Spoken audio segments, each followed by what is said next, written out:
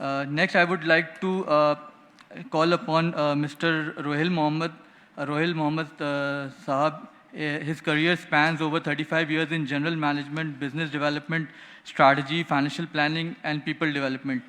He has held various C-suite positions in companies focusing on a diverse range of activities from chemicals to energy. He is currently the CEO of Lucky Electric Power Company, a 660 megawatt IPP, a subsidiary of Lucky Cement. Prior to this, he was the CEO of Hub Power Holding Limited, a subsidiary of Hubco, Pakistan's largest IPP, where he was responsible for managing the growing portfolio of Hubco, evaluating onshore and offshore acquisitions, project financing, economic evaluation of all growth projects, financial re-engineering to support the growth vision of the company. Prior to Hubco, he was the CEO of Angro Fertilizers. He has also served on the board of various Angro Group companies. In addition, he has also served on the boards of K Electric, Pakistan Institute of Corporate Governance, British Overseas Schools, KP Energy, and others. He is a CFA charter holder and holds an MBA degree from the Institute of Business Administration, Pakistan. Please join me in welcoming Mr. Rohil Mohammed. Thank you.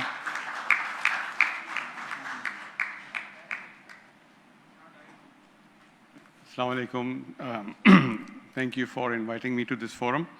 So, as the topic is reform, challenge and opportunity in the power sector, I think it's a very complex subject which I think Mohammed Ali will certify, because lots of commitments, for example, to buy LNG to the Chinese, etc. So very complex issues which we have sort of inherited over decades and decades. And obviously he's trying to solve them in a few months. So let's see. So what I'll do is I'll try to simplify it and try to talk about a few key issues. Some of them Asif has already touched, so I'll try to be a little faster on those ones, which you've already heard. And let's see how we can take this. So before I get into the issues, I think a couple of positives I want to highlight. I think the last wave of generation that came about through the 2015 policy, almost 15,000 megawatts, the choice of fuel was changed. In the past, it used to be RFO was the main choice, which cost maybe in today's price would be about 25 rupees a unit in terms of energy, and was changed to coal. So almost two-thirds of the new capacity which has come in is coal-based. And there the price, if it is on Thar, is around 10. If it's imported, it's around 14. Unfortunately, we'll talk about it later, that the full benefit of this has not been taken because of transmission grids, etc. The other thing is renewables. And the first renewable that came in, I think, was Orlu or Fauji maybe 10, 12 years ago. There, the original tariff was something like 14 cents, and today it's down to 4 cents. So we obviously need to take advantage of this. Although there are issues on the transmission side to fully utilize these assets which we already have. So moving on, obviously the first issue which is there, which we've talked about, is the lack of demand. So I tried to pull out some numbers, and in 2015 our demand was something like 105 billion units, or 105,000 gigawatt hours as it's known in the industry. And at that time we were looking at, we were in the boom. We said we'll grow at 6-7%. This is the PMLN government at that time. And if I just take a 6-7% growth, this year the demand should have been like 200 billion units. And if that was the case, we wouldn't be having this conversation, because everybody would be very happy about, everything was getting utilized. Even the IGCF, which is the Integrated Energy Plan, which was prepared, I think this is the first time, or maybe it was 2019 or whatever. Even 5 years later, the projection was 150 billion units in 2025.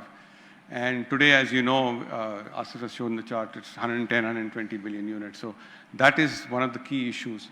And the other issue was that the supply that was planned was for the peak demand. So peak meaning summer, and then the hottest period of that day, say 12 o'clock or 2 o'clock, rather than taking a mid type of number and try to plan for something for the peak, or even load shed during that peak. You can't put up capacity which will get utilized maybe 10% of the time or 20% of the time. So that was another sort of policy flaw that came about. Obviously, what happens then is that the capacity payment, and I'll talk about that, then gets divided over a lesser number of units, obviously inflating the cost of power as such. Lack of demand, obviously, Dr. Basif mentioned, we have low industrial activity, GDP growth. Then obviously people, when prices went up, they conserved energy, especially in the household level, at the consumer level. And obviously solarization or renewables has also played its part, both at the industrial side as well as in the household, as well as for example, in rural areas in terms of tube well, etc. I think the important thing which I would like to emphasize at an IPP is that this demand supply is done by government NTDC or NEPRA rather than any one IPP out of 100 trying to manage, trying to do a demand supply thing. Now, this topic has been in the press, I think, the most in terms of capacity payment. So I thought I'll take a couple of minutes to explain this if you already are not aware of it. So any business that you do has a variable cost to it and there's a fixed cost to it. So variable is no issue.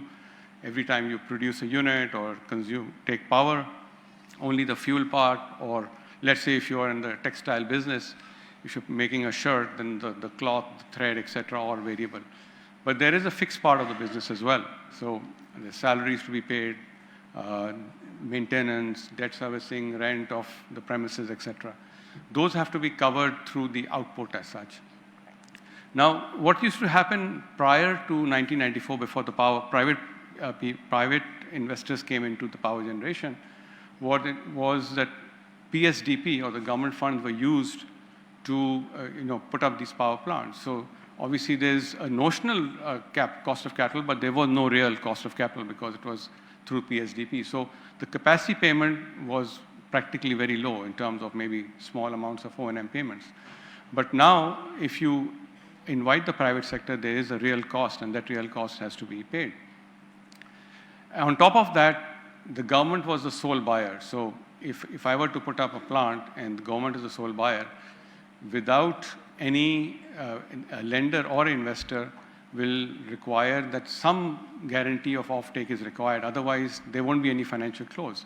And with government being the sole buyer, the take or pay concept originated from there, that you have to take those volumes, otherwise where will they sell that volume to? It's the same thing as you take a long-term lease on a car or house. That rental or lease payment has to be made irrespective of how many hours you actually, or how many days you actually lived in that house, or how many hours you ran that car, basically.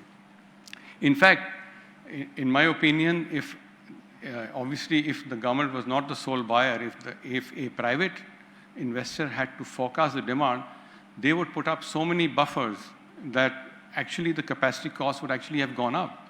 Here, knowing that it will be fully utilized, and if the demand supply planning had been okay, that would be the most efficient capacity cost. Otherwise, as an investor, you say, okay, maybe in the first year, the utilization will be 50%, then go to 60, or whatever the numbers are. And the lesser number of units you divide, then the per unit cost would have gone up as such.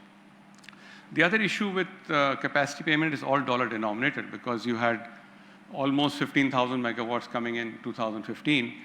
And not only did the banking capacity banking sector didn't have the capacity, but also they didn't have the dollars as well. And State Bank insisted that a dollar funding be arranged for at least 50% of the debt as well, or the total dollar requirement. So the Chinese stepped in and there were some Chinese owners as well, but most of the debt were given by Chinese banks through Sinosure, etc. Now, what happens in rupee terms is that if the dollar has, in the last, say, 6-7 years, divided by almost 300%, gone 3 times, from, say, 100 to almost 300. So automatically, that capacity payment, which is 90% dollar denominated, has also gone up 3 times as such. So that is another issue. The other final point on capacity is that the life of a power plant is minimum 25, if not 30. Nuclear is even higher, 50. But the debt was denominated only or required for 10 years. At that time, beyond 10 years, the debt was not available. But now, for example, For renewables, ADB is even giving 20 years. So I think that is something that needs to be worked on to bring down the capacity payment. Moving on, in terms of transmission, I think Asif touched upon it. So I think the transmission and distribution is, I've looked at 3 levels. First is the south-north corridor, or you can call it the main motorway. So there, obviously, because of the constraints, and it is even the HVDC, which was put up for 4,000 megawatts, if you look at the NEPRA report, it's only utilized 33% in the last 1 year. So there is obviously an issue with NTDC, NPCC, which is not after the investment is not able to utilize the entire capacity. So what is happening is that 24 rupee LNG plants are running. If I pick up the demand today is about 11,000 megawatt, look at the NPCC screen as such. LNG is 2,500 megawatts of LNG is running, 1,200 megawatts of Sahiwal coal is running, and Port Qasim, China Power, Lucky are all shut. In fact, even the Thar plants, which are costing incrementally 4 rupees, are operating at half load. So our estimate is that this is at least a 200 billion per year impact because of transmission. The second level is local transmission issues in Punjab, which are a lot of the plant or requirement is at 132 kV, which they don't have, which the step down is not available. So from time to time, you're running RFO and gas plants to that. Final level is the renewable. And I looked up and obviously the renewable issue is that it fluctuates a lot during the day and night and during the seasons as well. I looked up the numbers and just to simplify the numbers. So if these wind plants had been able to generate, say, 100 units, the last 1 year, they've only ran for 60% of the time. Or rather, the evacuation of power was only 60% of what was there. Then, on top of that, NPCC paid them for another 25-30% for not running the plants, which is almost 40 billion. And then the generator was penalized, or the IPP was penalized for the last 10-15%. So while we talk about renewables, etc., unless we fix this issue, I'm not sure how we will absorb more renewable into the system. Then the high T&D losses, Asif touched upon them, and there was this news article just a week ago, and this is all from the NEPRA report. It's 660 billion rupees of transmission and distribution losses and non-collection, which are not budgeted also. So in fact, this is not in the tariff, but it's probably in the government subsidy, which the government has to pay to keep the circular debt into control.